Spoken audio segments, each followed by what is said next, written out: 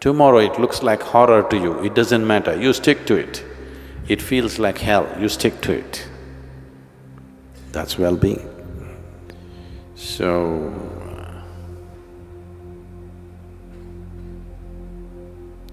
you want to be there, no problem. You want to be here? Be here. When it comes to body and mind, we're all differently capable. No two bodies are equally capable. No two minds are equally capable. Don't go on changing your mind every day, morning one way, evening another way. You're a torture to yourself and everybody around you. If you keep shifting, nothing happens. If you have to know the energy, right now it's concentrated in the form of this body. Only if you use it in a certain way, it'll crackle. Otherwise, it'll sit like a lump of earth. I would say,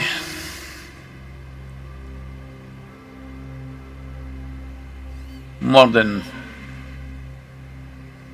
95, actually I think it's 99, but so that I'm not wrong, at least 95% of the human energy is simply wasted because most human beings cannot hold anything in their focus for any substantial amount of time. The only reason most of the humanity goes about their life, blundering through their life, not knowing which way to go, is because they keep shifting the direction of their life too often. According to a report by CNBC, 51% of young Americans feel lost in life. Until the moment you are devoid of clarity, you cannot stick to a single direction. Let's hear what Sadhguru says on this matter.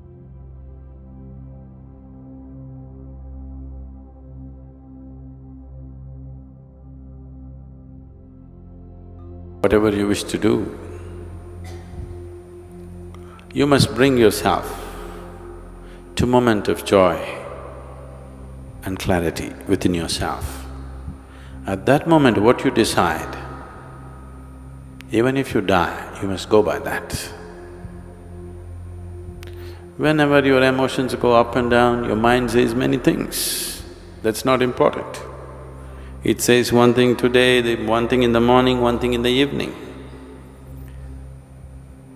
It says one thing today and another thing tomorrow. That's of no consequence. In the moment of clarity, when I'm saying joy, because when you're happy, you're not compulsive. When you're very happy and clear, at that time, if you look at things and see that, yes, this is what is more sensible for me, just do that. It doesn't matter if it feels like hell. It doesn't matter. You go through hell for 10 years, it doesn't matter, you just do that, because that's where your well-being is. Every day when your thoughts and emotions fly this way and that way, you keep changing your mind, changing your mind, changing your mind, you will go in circles, endlessly in circles. Because one who changes direction too often, obviously is not interested in going anywhere, isn't it? You know, this is…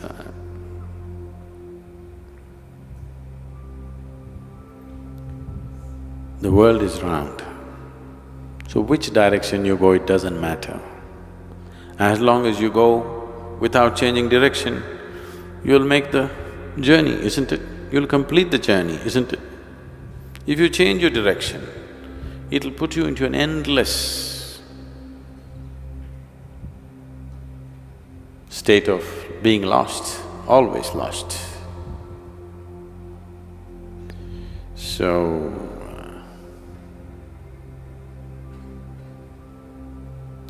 you want to be there, no problem. You want to be here? Be here. Don't go on changing your mind every day, morning one way, evening another way. you're a torture to yourself and everybody around you. When you're in different states of compulsiveness, if you make decisions as to which way to turn, you will be endlessly lost. It is not about what you're doing, it is just that you're doing it in an unwavering way. Every day you are off and on, doesn't happen. You just unwavering, you become one-pointed. It doesn't matter what it is.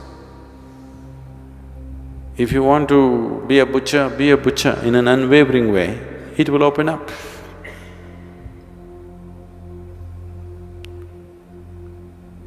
Just not wavering for a moment, what you have decided in a moment of clarity and joy, just sticking onto it without wavering a little bit, nobody can deny it to you. One who is constantly changing their mind is a torture to himself and to everyone around, isn't it so?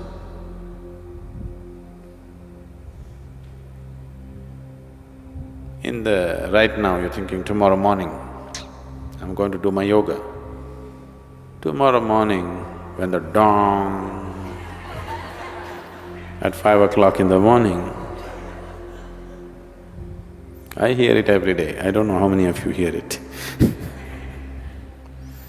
The moment it goes dawn, maybe we should beat a drum.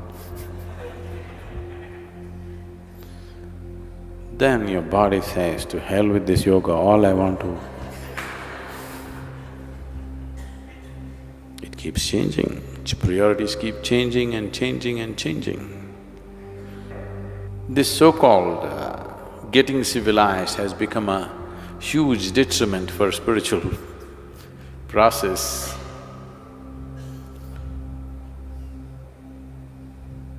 Not essentially, but I would like to say this. Because if you were a nomad,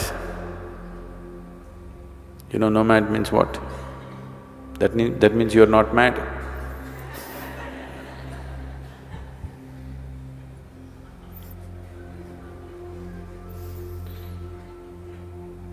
So who is not a nomad? One who is mad. One who is mad settles down. One who is not mad moves on and on and on, doesn't settle down anywhere. There is another way to live.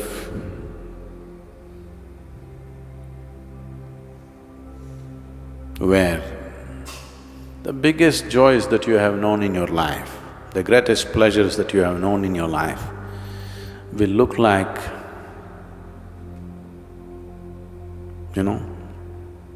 will look like ants' pleasure.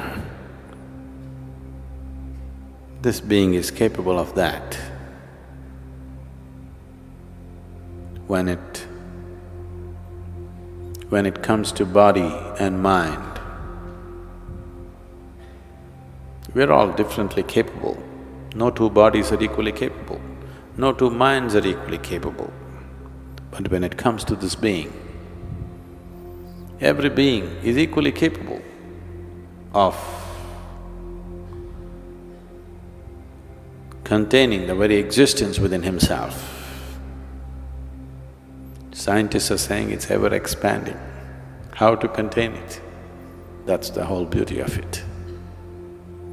That which is endless, that which is eternal, that which is boundless, and that which is always expanding, that can be contained in this being. About that, no two beings are differently capable, every being is equally capable. It doesn't happen because you keep changing direction. Wherever you find a little niche which is comfortable, you try to settle down there. So if all you're looking for a picnic is a picnic, then it's okay. It feels like that if you want to try to climb the seventh hill, you climb a certain distance where your knees will be creaking and your breath will be looking like a you know, a steam locomotive, push, push, push, push, it's going. Then you look around and the bamboo, the beautiful rocks, the bamboo around you and everything is so wonderful. The valley is so beautiful. What is the purpose of taking one more step? This is wonderful, this is it. Your mind tells you, this is it. The moment we stopped being nomadic, we got into a certain kind of madness of safety and security. Whether it's physical, psychological or emotional, we're always looking for that niche where we can settle down and sleep. And once you find a niche and it gets too sweet and comfortable, and you don't have the courage to step out and once again make the journey. I'm not questioning the beauty of the place. I'm not questioning the pleasure of being there. But right now, this argument has come. This new level of logic has come in you simply because your lungs are working like a steam engine and your legs are creaking like an unoiled bullock cart. So, new logic will come. Do you see, every time for different situations that you get into, different states of comfort or discomfort you get into, you develop a new logic? Have you noticed this with yourself? According to new situations, different levels of comfort or discomfort, new levels of logic will come. The world has come to a point where the Maoists have become capitalist, that's it. That is it, you know. Like they say, when you're a student, everybody is a communist. The moment you come out of your education and get yourself a job, you become a socialist. The moment you get married, you become a capitalist. So, it keeps happening. That's why, in a certain moment of clarity and joy, when you're there, you look at something, what you see is your well-being, you stick to that. Tomorrow it looks like horror to you, it doesn't matter, you stick to it. It feels like hell, you stick to it. That's well-being. If you keep shifting, nothing happens. Nischala tattva. Jivan mukti means for one who is unwavering in his intention, for him, liberation cannot be denied. The only reason most of the humanity goes about their life, blundering through their life, not knowing which way to go, is because they keep shifting the direction of their life too often. They may not actually change the direction of their life, but in their mind and emotion, it keeps shifting and shifting and shifting and shifting. If you have to know the energy, right now it's concentrated in the form of this body. Only if you use it in a certain way, it'll crackle. Otherwise, it'll sit like a lump of earth. If this has to sit here and crackle, then it has to be kept in a certain way. So whatever the physical sadhana that you're doing is not to build muscle, not to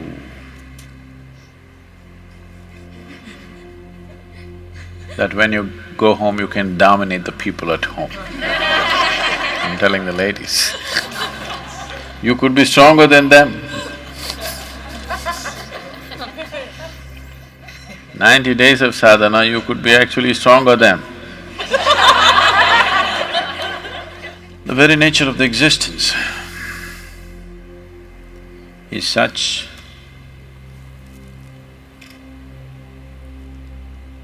today it is also a scientific fact, but this is the experience of every yogi, that in this existence there is energy and there's consciousness. There is no such thing as physical matter. Physical matter, as you know it today, is just concentrated patterns of energy.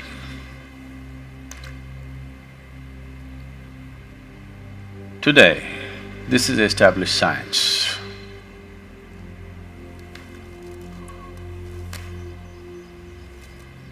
But more than 40,000 years ago, when Shiva spoke, he spoke clearly.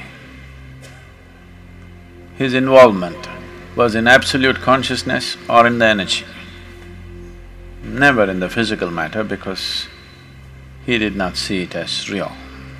And he spoke thus, very clearly, without any ambiguity about it. So these are the only two things one needs to deal with. Oh, why didn't you tell us? We wouldn't have done the Surya Namaskar today morning. You're not doing the Surya Namaskar to build muscle. I would say,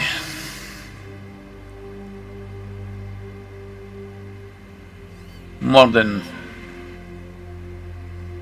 95, actually I think it's 99, but so that I'm not wrong, at least 95% of the human energy is simply wasted, because most human beings cannot hold anything in their focus for any substantial amount of time. Otherwise, each of them would be opening up a new window, a new door to something else. 7 billion people, if they had all had their minds and consciousness focused, everything, just everything have to yield. Nothing would be unexplored, just everything. If your energies can crackle and your mind is focused, then this will just build in that direction. Because the mind is shifting and shifting and shifting focus, it does not know which way to build. The very life within you is confused, it doesn't know which way to go. If one keeps his mind, his energies and his consciousness organized in one direction for a certain period of time, he not only realizes the nature of this life, the past 84 creations that have happened, they are also here. Everything could be explored by human consciousness. Concluding the wonderful talk of Sadhguru, just remember, if you have unwavering attention and intention, you can achieve anything in your life. If you keep shifting your priorities depending upon your emotions, you won't reach anywhere in your life. Click on the videos shown on the screen to see more from us. What would you like to see in the next video? Share your thoughts in the comments section. Like, share, and subscribe to our channel. Thanks for watching.